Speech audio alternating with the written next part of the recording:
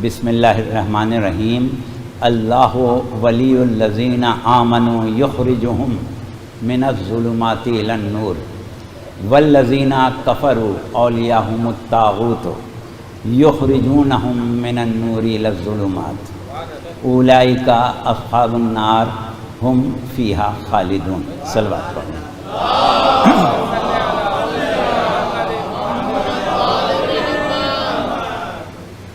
عزیزان گرامی، جیسا کہ آپ اعلان میں سماعت فرماتے رہے کہ ہماری گفتگو کا موضوع ہے کہ ظہور کیوں نہیں ہوتا، ظہور کیوں نہیں ہوتا۔ اب دیکھیے، یہ ایک ایسا موضوع ہے کہ جس کو ہم منطقی طور پر بھی دیکھ سکتے ہیں، اخلاقی طور پر بھی دیکھ سکتے ہیں، اعتقادی طور پر بھی دیکھ سکتے ہیں، اور یہ موضوع بے شک وقت کا تقاضا تھا اور انتہائی اہم ضرورت تھی اس موجودہ دور کے حالات کی۔ لیکن اس میں ایک مشکل یہ ہے، پہلی مشکل کہ یہ جس مواد کا متقاضی ہے وہ ایک نشست کا مواد نہیں ہے، کئی نشستیں درکار ہیں، ایک چیز۔ دوسری چیز اس میں یہ ہے کہ اس موضوع میں ہمیں ایک مقام تک پہنچنے کے بعد ساری توجہ واعظ و نصیحت پر دینا ہے، یعنی خشک ہے، کڑوی ہے۔ اچھا، تیسری چیز جو ہے وہ یہ ہے کہ اس موضوع کا جو تقاضا ہے، اس موضوع میں جو گنجائش ہے، اس موضوع پر جو بھی بات کی جا سکتی ہے، اس کا تعلق نہ عالم انسانیت سے ہے نہ عالم اسلام سے ہے، اس کا تعلق صرف اور صرف ان سے ہے جن کو دعویٰ انتظار مہندی ہے، صرف ہم ان سے مخاطب ہیں۔ دیکھیے، ہم عام طور پر یہ کوشش کرتے ہیں کہ ان موضوعات پر گفتگو کریں کہ جس پر تمام اہل فکر کو فکر کرنے کی دعوت دی جائے۔ دوسرے نمبر پر کوشش کرتے ہیں کہ برادران اسلامی کو دعوت فکر دی جائے، لیکن اس موضوع میں ہمارا خطاب کسی سے نہیں ہے سوائے شیعان اہل بیت کے، یعنی یہ صرف اور صرف آپ سے خالص خطاب ہے، آپ کے علاوہ کوئی نہ سنے تو بہتر ہے، کسی کو نہیں سنانا، صرف آپ کو سنانا، ٹھیک ہے؟ اچھا، یہ تو ہم نے ایک بنیادی بات کر لی۔ اب آئیے گفتگو کا آغاز ہم ایک خاص مقام سے کرتے ہیں، اور اس کے بعد ہمیں مختلف پیراؤں میں گفتگو کرنے کی ضرورت پڑے گی، اور بہت ہی مجبوری ہے کہ ہم جس معاشرے کے شہری ہیں، جس ملک کے رہنے والے ہیں، جس ماحول میں زندگی گزار رہے ہیں، بہت سے حقائق ہم زبان پر نہیں لا سکتے، اور معاشرتی رواداری بہرحال اپنی جگہ ایک حیثیت رکھتی ہے، اس لیے بعض اوقات ہمیں بہت کھل کے بات کرنے کا موقع نہیں ملے گا۔ اب یہ آپ کا ذوق سماعت اور آپ کی فہم و فراست ہے کہ آپ اس مقام تک پہنچ جائیں جہاں ہم لے جانا چاہتے ہیں۔ تو یہ چند چیزیں تھیں جس کی طرف ہم نے آپ کی توجہ دلائی۔ اچھا، اب آئیے، ہم نے گفتگو کا آغاز کیا اس آیت سے کہ جو آپ روزانہ پڑھتے ہیں، دن میں صبح شام پڑھتے ہیں، اور یقیناً اس کے اوپر اس انداز سے شاید غور نہ کرتے ہوں جس انداز پر ہم آپ کی توجہ دلا رہے ہیں۔ آغاز کہاں سے ہوا؟ اللہ ولی الذین آمنوا، اللہ صاحبان ایمان کا ولی ہے۔ اللہ صاحبان ایمان کا ولی ہے. کیا کرتا ہے؟ یخرجونہم من الظلمات الی النور، ظلمتوں سے نکالتا ہے اور نور کی طرف لاتا ہے. اللہ صاحبان ایمان کا ولی ہے، ظلمتوں سے نکالتا ہے، نور کی طرف لاتا ہے. ٹھیک ہے، دیکھیے ذرا غور سے سننے کے، بہت زیادہ غور کرنے کی ضرورت ہے. اللہ کی لاتعداد صفات ہیں. اللہ رازق بھی ہے، اللہ ہادی بھی ہے، اللہ باری بھی ہے، اللہ رب بھی ہے، اللہ خالق بھی ہے. کتنی صفات ہیں پروردگار عالم کی.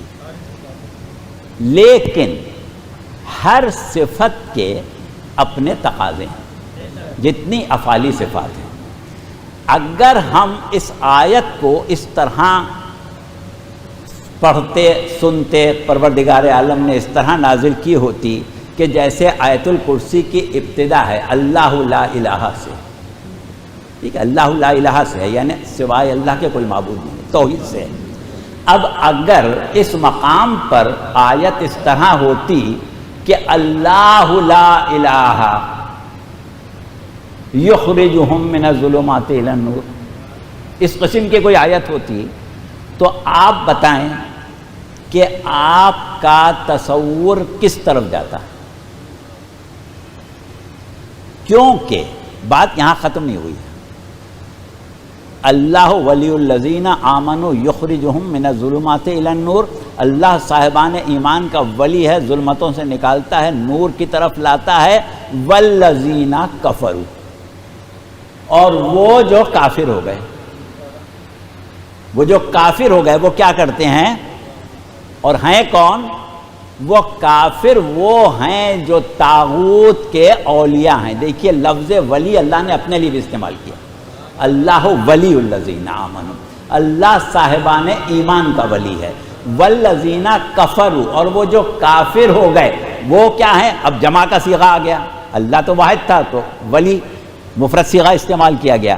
اب کہا کہ والذین کفروا، وہ لوگ جو کافر ہو گئے وہ کیا ہیں؟ اولیاء ہیں. وہ بھی ولی کی جمع، وہ بھی اولیاء ہیں. کس کے اولیاء ہیں؟ اولیاء ہم الطاغوت، طاغوت کے اولیاء ہیں. طاغوت کیا ہے؟ بغاوت ہے، سرکشی ہے. طاغوت جو ہے وہ بغاوت ہے، سرکشی ہے. وہ جو کافر ہو گئے ہیں وہ طاغوت کی سرپرست ہیں، بغاوت کے سرپرست ہیں، سرکشی کے سرپرست ہیں. اور وہ کیا کرتے ہیں؟ یخرجونہم من النور الی الظلمات، نور سے نکالتے ہیں، ظلمت کی طرف لاتے ہیں. نور سے نکالتے ہیں اور ظلمت کی طرف لاتے ہیں. اب دیکھیے منطقی نکات کی طرف توجہ ہم آپ کی دلا رہے ہیں، بہت غور سے سنیے. جیسا کہ ابھی ہم نے ابتدا میں کہا کہ اللہ رازق ہے، اللہ خالق ہے، اللہ مالک ہے، اللہ رب ہے. اگر بات اس طرح کی جائے کہ اللہ تو خالق ہے اور وہ جو کافر ہیں، کافر کسے کہتے ہیں؟ انکار کرنے والے کو، نہ ماننے والے کو. اگر کہا جاتا اللہ وحدہ لا شریک ہے اور وہ جو کافر ہیں، اگر کہا جاتا اللہ رازق ہے اور وہ جو کافر ہیں،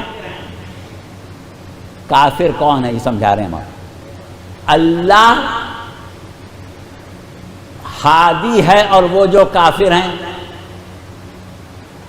کسی اعتبار سے اللہ کی صفت کے مقابلے میں کافر آتا تو اس کا مطلب کیا ہوتا؟ کہ اللہ کی اس صفت کے منکر. اگر کہا جاتا اللہ وحدہ لا شریک ہے اور وہ جو کافر، یعنی توحید کے کافر، توحید کو نہ ماننے والے. اگر کہا جاتا اللہ خالق ہے اور وہ جو کافر ہیں، یعنی خلاقیت کو نہ ماننے والے. اگر کہا جاتا اللہ رب ہے اور وہ جو کافر ہیں تو ربوبیت کو نہ ماننے والے. ٹھیک ہے، بات سمجھ میں آ رہی ہے؟ اب کہا گیا اللہ ولی ہے اور وہ جو کافر ہیں یعنی ولایت کے کافر.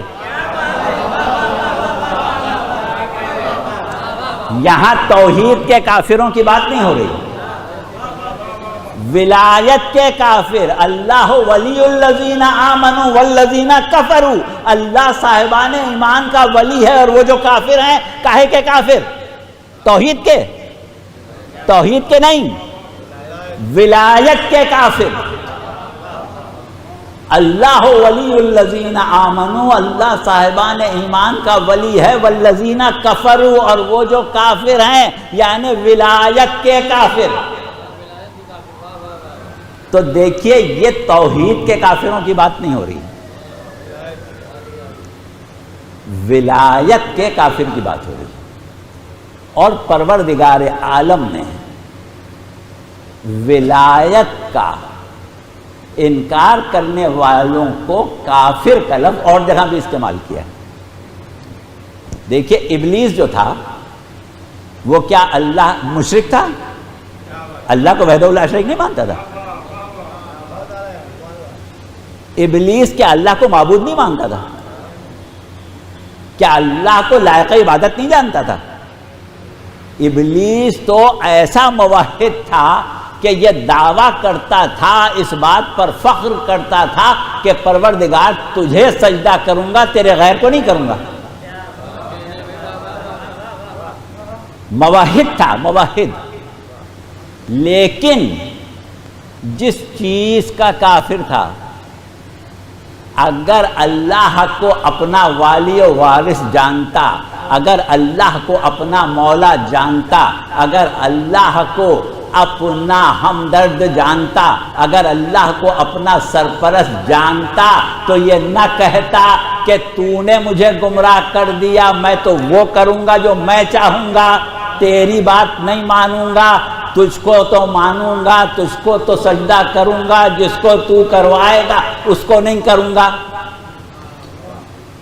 ابا واستکبر وکان من الکافرین، اس نے انکار کیا، استکبار کیا، وہ تھا ہی کافر۔ وہ کافر کیسا تھا؟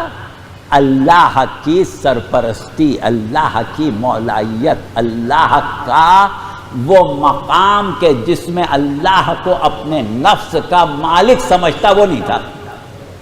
ٹھیک ہے، بات واضح ہو گئی؟ اب آگے بڑھیے۔ اللہ ولی الذین آمنوا یخرجہم من الظلمات الی النور والذین کفروا اولیاءہم الطاغوت، اور وہ جو کافر ہو گئے ہیں وہ طاغوت کے ولی ہیں، سرکشی کے ولی ہیں، بغاوت کے ولی ہیں، اور وہ کیا کرتے ہیں؟ یخرجہم من النور الی الظلمات، ظلمتوں سے نکالتے ہیں، نور سے نکالتے ہیں، ظلمتوں کی طرف لاتے ہیں۔ اب دیکھیے اس مقام پر ہماری ذمہ داری یہ تھی کہ ہم ان کافروں کو پہچنواتے جو اولیاء طاغوت ہیں، لیکن نہ اتنا وقت ہے اور نہ ہی موقع ہمیں اس بات کی اجازت دیتا ہے۔ ہم نے یہاں تک بات کر لی، اب آپ لوگ خود فیصلہ کریں کہ والذین کفروا کا مطلب کیا ہے۔ ہم اب والذین کفروا کی مزید وضاحت نہیں کر سکتے۔ اچھا، اب آپ آگے بڑھیں۔ اگر بالفرض یہ صورتحال ہمیشہ جاری رہے، ابھی کیا ہے؟ اللہ کیا کر رہا ہے؟ صاحبان ایمان کی سرپرستی کر رہا ہے، صاحب ایمان کے لیے ولایت الہیہ جاری و ساری ہے، اور ظلمتوں سے نکال رہا ہے، نور کی طرف لا رہا ہے۔ لیکن اس کے مقابلے میں کچھ کافر ہیں جو اولیاء طاغوت ہیں، وہ کیا اس کے برخلاف کام کر رہے ہیں، نور سے نکال رہے ہیں، ظلمتوں کی طرف لا رہے ہیں۔ اب یہ مضارع کا صیغہ ہے، مستقل یہ کام ہو رہا ہے۔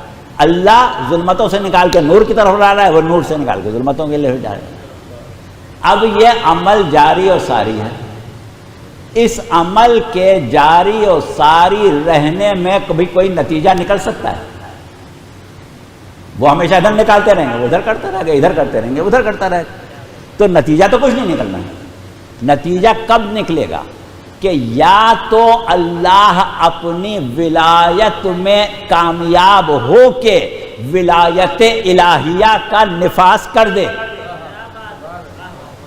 اور یا طاغوت کے ولی کامیاب ہو کے نور الہی کو ختم کر دیں۔ دو ہی صورتیں ہو سکتی ہیں۔ اب اگر صورتحال یہ ہو کہ اسی طرح سلسلہ چلتا رہے اور آخر قیامت آ جائے، درمیان میں کوئی ایسا زمانہ نہ آئے کہ جب اتمام ولایت الہیہ واقع ہو جائے، ایسا کوئی زمانہ درمیان میں نہ آئے، تو اب آپ بتائیں کہ فتح کس کی ہوئی، شکست کس کی ہوئی؟ اللہ تو چاہ رہا ہے، نور کی طرف لا رہا ہے، ظلمتوں سے نکال رہا ہے، اور یہ جو ہیں اولیاء طاغوت یہ ظلمتوں میں لا رہے ہیں، نور سے نکال رہے ہیں۔ تو کب تک یہ سلسلہ چلے گا؟ ایک دن ایسا آنا چاہیے کہ معاملہ ایک طرف ہو جائے، یا تو مومنین نور میں آ جائیں یا ظلمت میں آ جائیں، جب تک فیصلہ تو نہیں ہونا ہے۔ اچھا، اب اس بات کو آپ اپنے ذہن میں رکھیں، ہم آگے بڑھیں اور آ جائیں ہمارے موضوع پر۔ موضوع کہہ رہا ہے کہ ظہور کیوں نہیں ہوتا؟ ظہور خود کیا ہے؟ یہ بات ابھی ذہن میں رکھیے گا جو ہم نے ابھی بحث کی، اب ہم اس پر لائیں گے۔ ظہور کیا ہے؟ ظہور در اصل انقطاع تسلسل غیبت ہے۔ جب تک تسلسل غیبت جاری ہے ظہور نہیں ہوگا۔ جس دن غیبت کا تسلسل ختم ہو جائے اس دن ظہور ہو جائے گا۔ تو اس کا مطلب یہ کہ آپ یہ سوال کریں کہ ظہور کیوں نہیں ہوتا، یا یہ سوال کریں کہ غیبت ختم کیوں نہیں ہوتی، بات تو ایک ہی ہے نا۔ غیبت ختم کیوں نہیں ہوتی یا ظہور کیوں نہیں ہوتا، یعنی دونوں باتیں ایک ہی واقعہ ہیں۔ ظہور ہوا اس کا مطلب غیبت ختم ہو گئی، غیبت ختم ہوئی اس کا مطلب ظہور ہو گیا۔ اچھا، تو اب ایک منطقی سوال ہم آپ سے کرتے ہیں کہ غیبت کا تسلسل جاری ہے، صدیاں گزر گئی، غیبت آیا پروردگار عالم کا منصوبہ تشریعی جو ہے اس میں شامل ہے یا نہیں؟ اللہ کے پروگرام میں غیبت شامل ہے یا نہیں ہے؟ یہ آپ ہمیں جواب دیں، اللہ کے پروگرام میں غیبت شامل ہے کہ نہیں؟ پروردگار، سال گزشتہ کا ہمارا جو سرنامہ کلام تھا وہ ذہن میں رکھیں، ہم نے اس وقت سورہ حدید کی آیت پڑھی تھی کہ لقد ارسلنا رسلنا بالبینات وانزلنا معهم الکتاب والمیزان لیقوم الناس بالقسط، بے شک ہم نے رسولوں کو بھیجا معجزات کے ساتھ، اور ان کے ساتھ کتاب بھی نازل کی، میزان بھی نازل کیا، اس لیے نازل کیا کہ لوگ عدالت پر قائم ہو جائیں۔ یعنی پورا نظام تشریعی جس میں انبیاء بھی ہیں، جس میں معجزات بھی ہیں، جس میں کتابیں بھی ہیں، جس میں شریعت بھی ہے، جس میں میزان بھی ہے، سب اس لیے نازل کیا گیا ہے کہ لوگ عدالت پر قائم ہو جائیں، لوگ عدالت پر قائم ہو جائیں، کچھ لوگ نہیں۔ یعنی دنیا میں عدالت قائم ہو جائے اس لیے پروردگار عالم نے اتنا کام کیا ہے۔ 1,24,000 انبیاء بھیج دیے، اولیاء بھیج دیے، اوصیاء بھیج دیے، شریعتیں بھیج دیں، کتابیں بھیج دیں، میزان بھیج دیے تاکہ لوگ عدالت پر قائم ہو جائیں، لیکن آج تک تو قائم ہوئے نہیں، اب تک تو قائم ہوئے نہیں۔ تو پروردگار عالم کا منصوبہ یہ ہے کہ لوگ عدالت پر قائم ہو جائیں۔ پروردگار عالم کا منصوبہ یہ ہے کہ دنیا میں عدل و انصاف قائم ہو جائے۔ تو جب اس منصوبے کے اوپر عمل درآمد ہو رہا ہے تو اس میں غیبت حجت خدا کی گنجائش کہاں ہے؟ غیبت حجت خدا کی تو گنجائش نہیں ہے۔ اب غیبت حجت خدا جو ہے وہ فعل قبیح ہے یا کوئی اچھی بات ہے، یہ فیصلہ کریں۔ غیبت اچھی چیز ہے یا بری چیز ہے؟ پروردگار عالم اپنے فضل کو کبھی روکتا نہیں، پروردگار اپنے فضل کو کبھی نہیں روکتا۔ اب اگر فیض اتمام امامت رک جائے تو یہ اچھی علامت کہلائے گی، بری علامت کہلائے گی؟ اچھی بات تو نہیں کہلائی۔ تو اس کا مطلب کیا ہے کہ غیبت اللہ کے منصوبے میں، پروگرام میں شامل نہیں تھی، غیبت اللہ کے منصوبے میں شامل نہیں، پھر غیبت واقع کیوں ہوئی؟ غیبت واقع کیوں ہوئی؟ اب دیکھیے، ہم ایک تحریر، کیونکہ وقت بہت کم ہے، ویسے بھی ہم دیر میں ممبر پر آئے اور حالات بھی اس قابل نہیں ہیں کہ آپ لوگوں کو بہت دیر تک یہاں بٹھایا جائے، اور خود ہمیں بھی یہاں سے بہت دور جانا ہے، لہذا ہمیں افسوس ہے کہ ہم گفتگو ناتمام ہی چھوڑ کے جائیں گے، پوری گفتگو نہیں ہو پائے گی، لیکن جتنی ہو جائے غنیمت۔ تو اختصار کے ساتھ ہم بیان کر دیں، تحریر ہے سید مرتضیٰ عالم الہدیٰ کی، اور ہم اس کو مختصر کر کے صرف اپنے الفاظ میں 2-3 جملوں میں بیان کر رہے ہیں۔ آپ نے یہ فرمایا کہ امام وقت جو ہے وہ پروردگار عالم کی طرف سے ایک خاص ذمہ داری لے کے مخصوص من اللہ ہوتا ہے۔ اگر امت خلق خدا اس کو قبول نہ کرے، خلق خدا اگر اسے قبول نہ کرے تو ولایت امت، یعنی امت پر حاکمیت، یہ ولایت عملی اور ولایت سیاسی کی بات ہو رہی ہے، جو عام طور پر لفظ ولایت استعمال کرتے ہیں اس کی بات نہیں ہو رہی۔ ولایت سیاسی امام پر ساقط ہو جاتی ہے، اور اگر امت امام کے قتل پر درپے ہو جائے تو امام پر غیبت واجب ہو جاتی ہے، امام پر غیبت واجب ہو جاتی ہے۔ اب بہت تفصیلی بحث ہے، یہ ہم صرف 2 جملوں میں بیان کریں اس کے، یعنی غیبت کیا ہے؟ تو غیبت جو ہے وہ اس لیے واقع ہوتی ہے کہ پروردگار عالم کے بنائے ہوئے نظام کے نفاذ میں کچھ طاقتیں رکاوٹ ڈال دیں، تو جب وہ طاقتیں رکاوٹ ڈال دیں تو غیبت واقع ہوتی ہے۔ اچھا، اب ایک آیت آپ سن لیں، سورہ نساء کی آیت پڑھ لیں، 69ویں آیت، ما اصابک من حسنۃ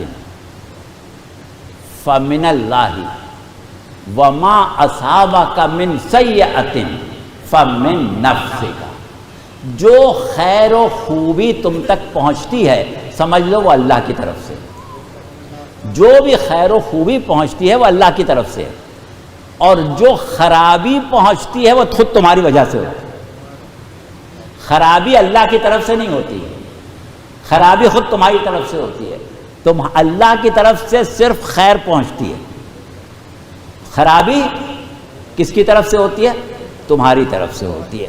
اچھا، یہاں تک بات ہو گئی، اب آپ پھر وہیں پر آ جائیے کہ ظہور جو ہے وہ اتمام فیض امامت کا نام ہے، اور اتمام فیض امامت بغیر ولایت عملی اور بغیر نفاذ ولایت سیاسی ممکن نہیں۔ اب اگر امام پر یہ دونوں چیزیں ساقط ہو جائیں تو یہ ممکن نہیں ہے کہ امام کا ظہور ہو، اور اگر حالات ایسے ہو جائیں کہ یہ چیزیں امام پر واجب ہو جائیں تو ظہور لازم ہو جائے گا، اس صورت میں ظہور لازم ہو جائے گا۔ اچھا، اب آپ تھوڑا سا اور آگے بڑھیں، ابھی ہم کیا کہہ رہے تھے کہ انقطاع غیبت جو ہے وہ ہے ظہور، تو اب ہمیں سوال یہ کیا جا رہا ہے کہ ظہور کیوں نہیں ہوتا؟ تو اب ہمارا جواب یہ ہے کہ غیبت ختم کیوں نہیں ہوتی؟ تو غیبت ختم کب ہوگی؟ جب تک کہ ہمیں یہ نہ پتا چل جائے کہ سبب غیبت تھا کیا۔ سبب غیبت کیا تھا؟ جب سبب غیبت پتا چلے گا تو پھر ہم دیکھیں گے کہ بھئی وہ سبب باقی ہے کہ ختم ہو گیا۔ ایک بات یہاں پر ہم اور کہہ دیں، بعض لوگ یہاں پر یہ سوچتے ہیں یا یہ کہتے ہیں کہ غیبت تو مصلحت پروردگار عالم ہے، مصلحت پروردگار عالم ہے، جب چاہے گا ظہور کر دے گا۔ یہ جملہ ہمارے اعتقاد سے ٹکراتا ہے۔ پہلی چیز تو یہ ہے کہ ہم اللہ کو عادل مانتے ہیں۔ جب ہم اللہ کو عادل مانتے ہیں تو اللہ کے کسی عمل، کسی مصلحت کو بے سبب مان ہی نہیں سکتے۔ اللہ حکیم ہے، عادل ہے، لہذا یہ سمجھنا کہ غیبت کا سبب نہیں ہے، یہ اللہ کی عدالت پر حملہ ہے۔ تو غیبت جو ہے وہ کسی سبب سے واقع ہوئی ہے۔ اب جب تک وہ اسباب باقی رہیں گے، جب تک غیبت باقی رہے گی، جس دن وہ اسباب ختم ہو جائیں اس دن غیبت ختم ہو جائے گی۔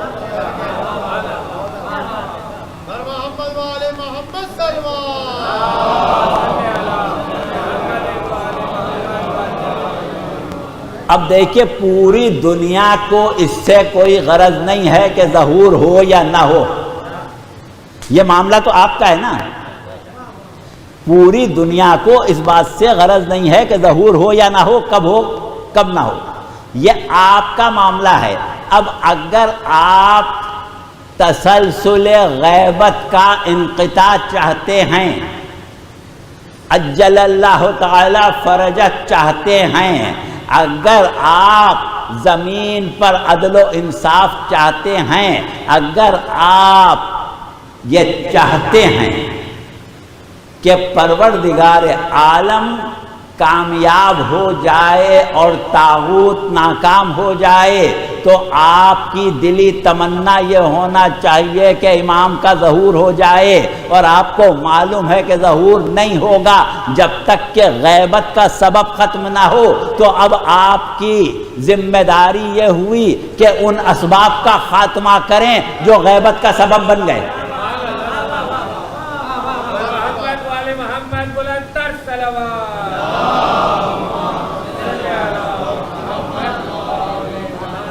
ان اسباب کو ختم کریں جو غیبت کا سبب بن گئے۔ اگر آپ کامیاب ہو جاتے ہیں ان اسباب کو ختم کرنے میں تو ظہور میں دیر نہیں ہوگی، اور اگر آپ جیسے صدیوں سے اب تک ان اسباب کو ختم نہیں کر سکے تو اس کا مطلب یہ کہ آئندہ بھی نہیں ہوگا۔ اور پروردگار عالم یہ ارادہ کر چکا ہے، ابھی ہم آ رہے ہیں اس طرف، کہ اپنے نور کو کامل کر کے رہے گا۔ اس نے یہ ارادہ کر لیا ہے، اب یہ آپ کے اوپر ہے۔ اگر آپ یہ چاہتے ہیں کہ یہ اعزاز آپ کو ملے تو آپ کو حالات کو بدلنا پڑے گا، اور اگر آپ نے اسی طرح بیٹھے بیٹھے وقت گزار دیا تو اللہ نے، اب وقت نہیں ہے آیتیں نہیں پڑھ سکتے، اشارہ کر رہے ہیں، اللہ نے عہد رسالت کے مسلمانوں سے کہہ دیا تھا کہ اگر تم سب مرتد ہو جاؤ تو اللہ کو پرواہ نہیں ہے، وہ ایک ایسی قوم لے آئے گا جو اللہ اور رسول سے محبت کرتے ہوں گے، اللہ رسول ان سے محبت کرتے ہیں۔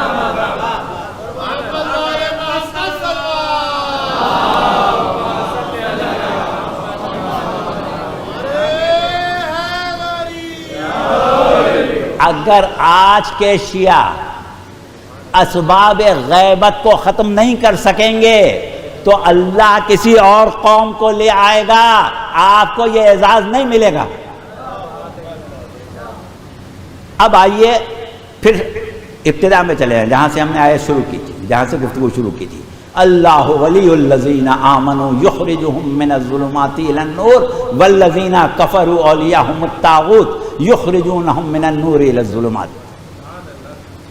اب یہ اولیاء طاغوت جو ہیں انہوں نے بھی ایک ارادہ کیا، ان لوگوں نے ایک ارادہ کیا۔ کیا ارادہ کیا؟ یریدون ان یطفئوا نور اللہ بافواہہم، انہوں نے یہ ارادہ کیا کہ ہم اللہ کے نور کو اپنی پھونکوں سے بجھا دیں۔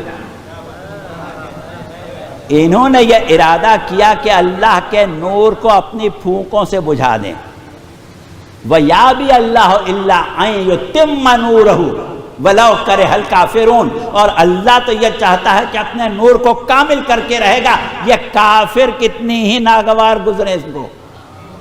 کس کو ناگوار گزرے؟ کافروں کو۔ کافر کون ہے؟ والذین کفروا اولیاءہم الطاغوت، وہ کافر تو طاغوت کے ولی ہیں جو نہیں چاہتے کہ نور الہی مکمل ہو، جو نور الہی کو پھونکوں سے بجھا رہے ہیں، وہ یہ نہیں چاہتے کہ اللہ کا نور کامل ہو، لیکن ان کو کتنا ہی ناگوار گزرے، اللہ اپنے نور کو کامل کر کے رہے گا۔ ارادہ دیکھ لیا آپ نے اولیاء طاغوت کا، وہ یہ چاہ رہے ہیں کہ نور خدا کو بجھا دیں، وہ نور خدا کو بجھانا چاہتے ہیں۔ اب اللہ نے ایک اس کے مقابلے پر ارادہ کیا، اور کیا ارادہ کیا؟ وَنُرِيدُ أَن نَّمُنَّ عَلَى الَّذِينَ اسْتُضْعِفُوا فِي الْأَرْضِ وَنَجْعَلَهُمْ أَئِمَّةً وَنَجْعَلَهُمُ الْوَارِثِينَ۔ سورہ قصص کی 5ویں آیت ہے کہ ہم نے تو یہ ارادہ کر لیا ہے کہ وہ لوگ کہ جن کو زمین پر مستضعف کیا گیا ان پر احسان کریں، انہی کو امامت عطا کریں، انہی کو زمین کا وارث بنائیں، انہی کو امامت عطا کریں، ان کو ہی زمین کا وارث بنائیں۔ تو ایک ارادہ اولیاء طاغوت کا ہے کہ نور الہی کو بجھا دو، اور ایک ارادہ اللہ کا ہے کہ زمین پر عدل و انصاف نافذ کر دو، زمین پر امام کو لے آؤ، زمین کو اس کا وارث دے دو۔ لَقَدْ كَتَبْنَا فِي الزُّبُورِ مِن بَعْدِ الذِّكْرِ أَنَّ الْأَرْضَ يَرِثُهَا عِبَادِيَ الصَّالِحُونَ، ہم نے تو ذکر میں بھی کہ بات ہر کتاب میں لکھ دیا کہ ہماری زمین کے وارث ہمارے صالح بندے ہیں۔ اور ثُمَّ أَوْرَثْنَا الْكِتَابَ الَّذِينَ اصْطَفَيْنَا مِنْ عِبَادِنَا، ہم نے لکھ دیا کہ ہم نے اپنے بندوں میں سے کچھ کو مصطفیٰ کر کے اپنی کتاب کا وارث بنا دیا۔ تو اب یہ کتاب کے وارث، یہ زمین کے وارث جو ہیں، ان کو ہم امامت عطا کریں گے، انہی کو ہم غلبہ عطا کریں گے۔ یہ ہم نے ارادہ کیا ہے، وہ انہوں نے ارادہ کیا ہے۔ ایک طرف ان کا ارادہ ہے، ایک طرف ہمارا ارادہ ہے۔ اب دیکھیں کہ اللہ کا ارادہ یہ ہے کہ جو زمین پر مستضعف کر دیے گئے ان کو ہی ہم امامت عطا کریں گے، ان کو ہی زمین کا وارث قرار دیں گے۔ تو یہ دو چیزیں آ کے آپس میں ٹکرا گئیں، یہ دو چیزیں آ کے آپس میں ٹکرا گئیں۔ اب مسئلہ یہ ہے کہ ہماری گفتگو کا وقت ہو گیا ختم، اور اس سے زیادہ گفتگو کرنے کا مناسب یہ موقع نہیں ہے، اس لیے ہم بیچ سے سارے نکات ختم کیے دے رہے ہیں، اور بس آخری نقطے کے اوپر آ جاتے ہیں تاکہ نتیجہ آپ خود نکال لیں۔ بس آخری نقطے پر آ رہے ہیں، درمیان میں جو جتنی گفتگو ہمارے پاس تھی، جتنے نکات تھے، اس کے لیے ہم معذرت خواہ ہیں، ہم نے نکال دیے۔ اب تھوڑا سا آپ کو وقفہ لگے گا کہ ہم ایک دم سے پھلانگ کے کہیں دور چلے گئے، لیکن اب مجبوری ہے، وقت نہیں ہے۔ صلوات پڑھ لیں گے۔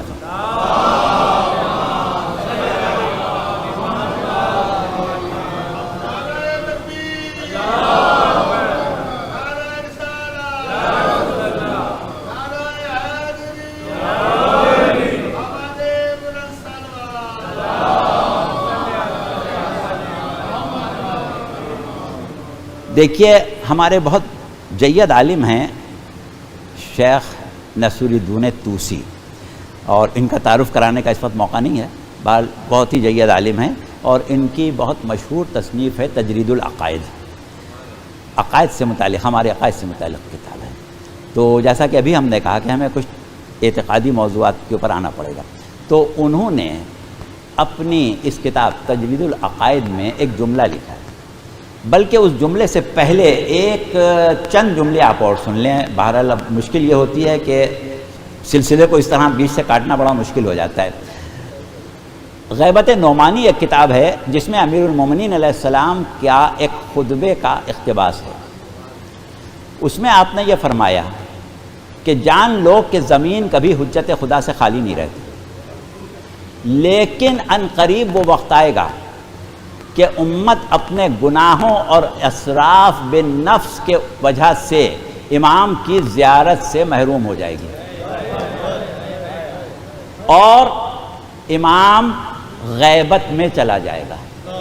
یہ غیبت نعمانی میں سے ہم پڑھ رہے ہیں قول امیر المومنین علیہ السلام۔ اچھا اب آ جائیے آپ تجرید العقائد کے اوپر۔ اچھا تجرید العقائد کو کی یہ جو کا جملہ جو ہم نے پڑھا، اس سے پہلے ایک آیت سن لیں، تفسیر میں نہیں جا سکتے، صرف آیت یاد دہانی کے لیے سنا رہے ہیں۔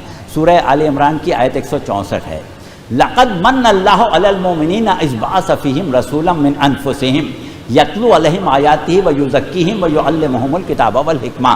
بے شک اللہ نے مومنوں پر احسان کیا، بے شک اللہ نے مومنوں پر احسان کیا۔ کیا احسان کیا؟ کہ انہی کے درمیان ایک نبی کو مبعوث کیا جو آیات کی تلاوت کرتا ہے، نفوس کا تزکیہ کرتا ہے، کتاب و حکمت کی تعلیم دیتا ہے۔ یعنی بعثت سرکار رسالت احسان ہے اللہ کا، کس پر؟ سب کا نہیں۔ اللہ نے نہیں کہا کہ لقد من اللہ علی المسلمین،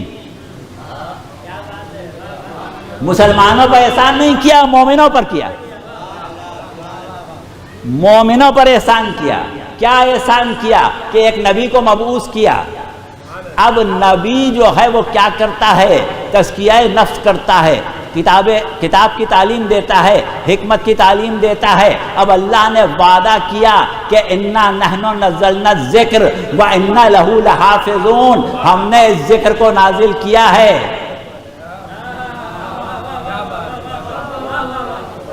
رسول ذکر ہے، قرآن ذکر ہے، تعلیم ذکر ہے، تزکیہ نفس ذکر ہے، دین ذکر ہے، شریعت ذکر ہے۔ اس کی حفاظت ہمارے ذمے ہے، اور اس حفاظت کی ذمہ داری کو پروردگار عالم نے اس طرح پورا کیا کہ استحکام آثار نبوت بشکل قیام امامت واقع ہوئی۔ دیکھیے بہت کم جملوں میں ہم بات کر رہے ہیں ورنہ تفصیل کی ضرورت ہے۔ امامت کیا ہے؟ استحکام آثار نبوت ہے، استحکام خاتمیت ہے، تسلسل خاتم ہدایت فیض خاتمیت ہے۔ تو جس طرح اللہ نے مومنوں پر احسان کیا سرکار رسالت کی نبوت سے، سرکار رسول کی بعثت سے، اسی طرح احسان کیا قیام امامت سے۔ تو رسول بھی مومنوں پر اللہ کا احسان ہے، امام بھی مومنوں پر اللہ کا احسان ہے۔ امام مومنوں پر اللہ کا احسان ہے، اور اللہ اپنے احسان کو روکتا نہیں جب تک کہ احسان کا جو مصداق ہے وہ خود اس احسان کی ناشکری کرے۔ ناشکری جو ہے وہ تسلسل نعمت کو روک دیتی ہے، اور شکر نعمت جو ہے وہ تسلسل نعمت میں اضافہ کرتا ہے۔ لَإِن شَكَرْتُمْ لَأَزِيدَنَّكُمْ لَإِن كَفَرْتُمْ، اگر تم کفران نعمت کرو گے تو پھر یہ نعمتیں تم سے منقطع ہو جائیں گی۔ تو اب امامت ہے احسان امت کے اوپر، مومنوں کے اوپر۔ اگر مومن اس احسان کا شکر ادا کرتے تو نعمت ضائع نہ ہوتی۔ مومنوں نے کفران نعمت کیا،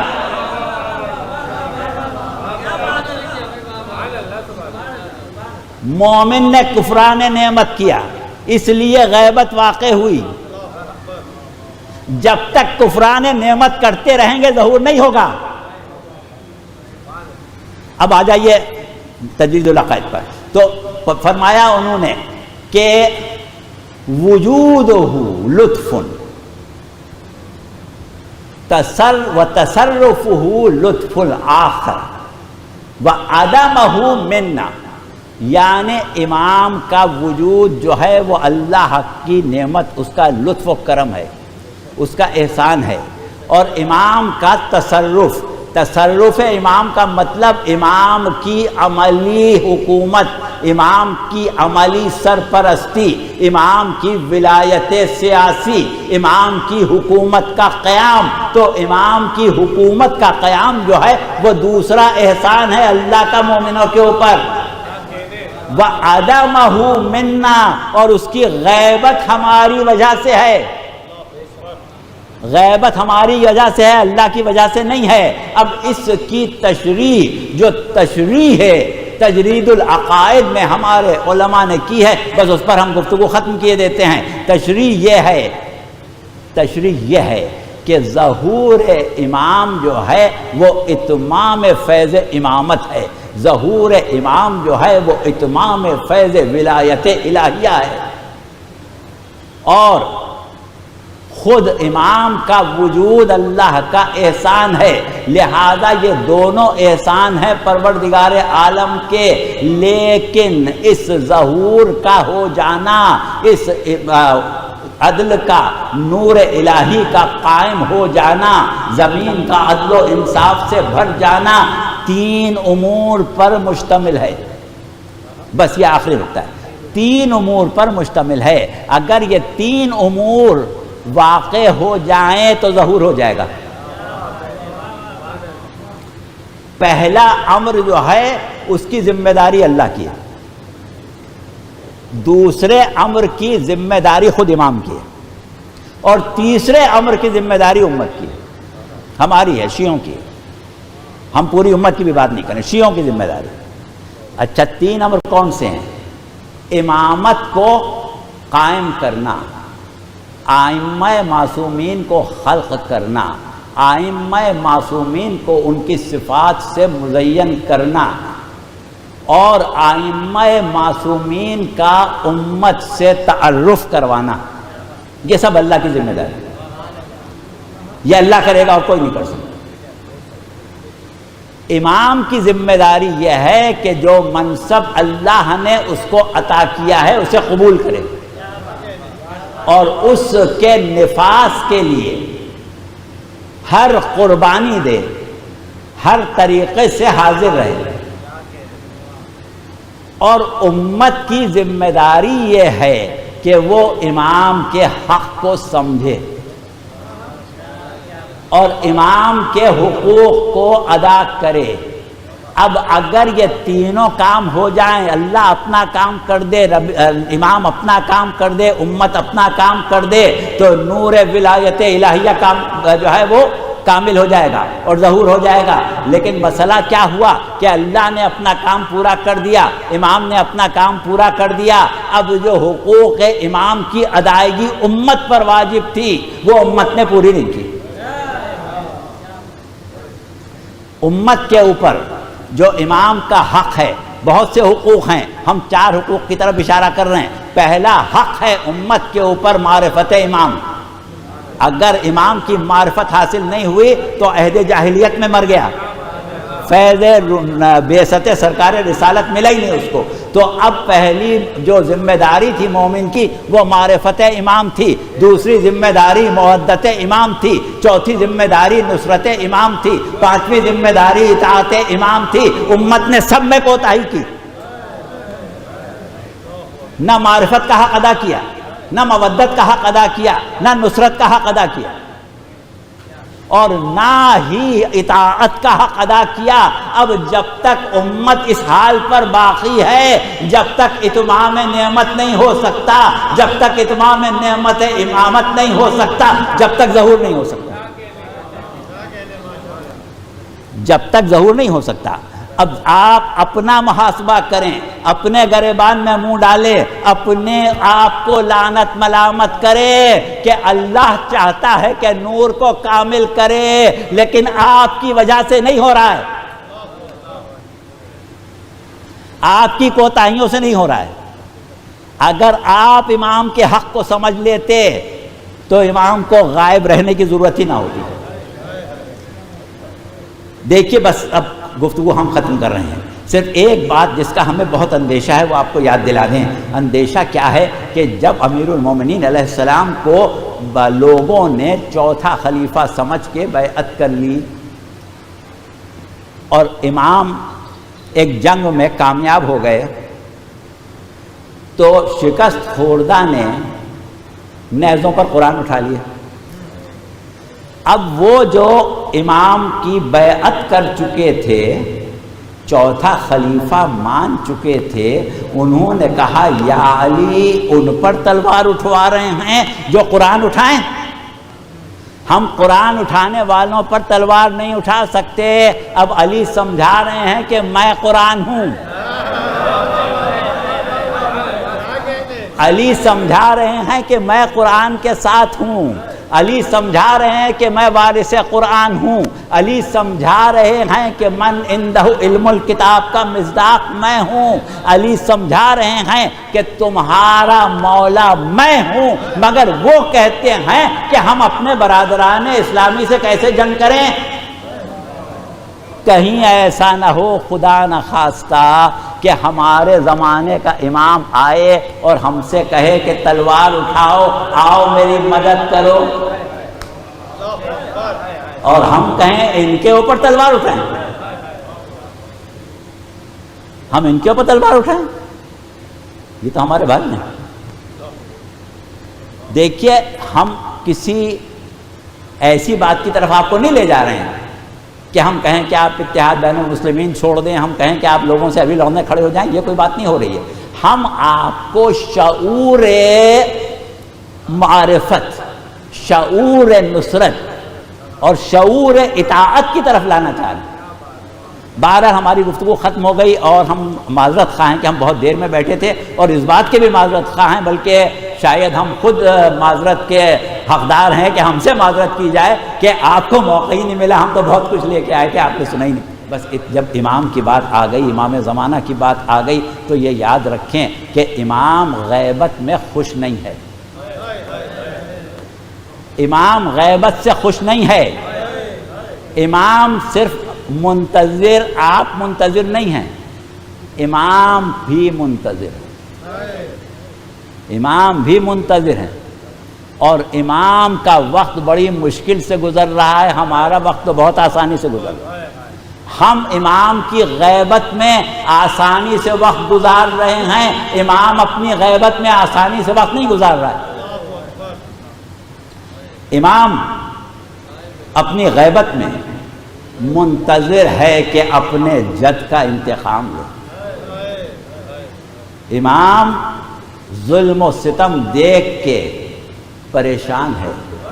امام آپ دیدہ ہیں، امام گریہ کر رہے ہیں، اور امام جہاں حالات پر گریہ کر رہے ہیں وہاں اپنے جد پر بھی گریہ کر رہے ہیں.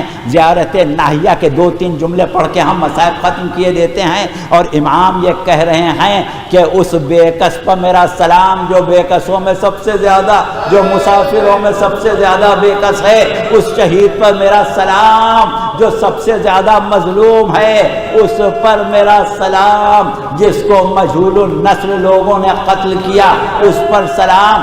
ان ہونٹوں پر سلام کہ جو پیاس سے سوکھے ہوئے تھے، ان لب و رخسار پر سلام کہ جو خون خاک و خون میں غلطہ ہے. میرا سلام ان پر ہو کہ جو بعد قتل لوٹ لیے گئے. وَسَيَعْلَمُ الَّذِينَ ظَلَمُوا أَيَّ مُنقَلِبٍ يَنقَلِبُونَ.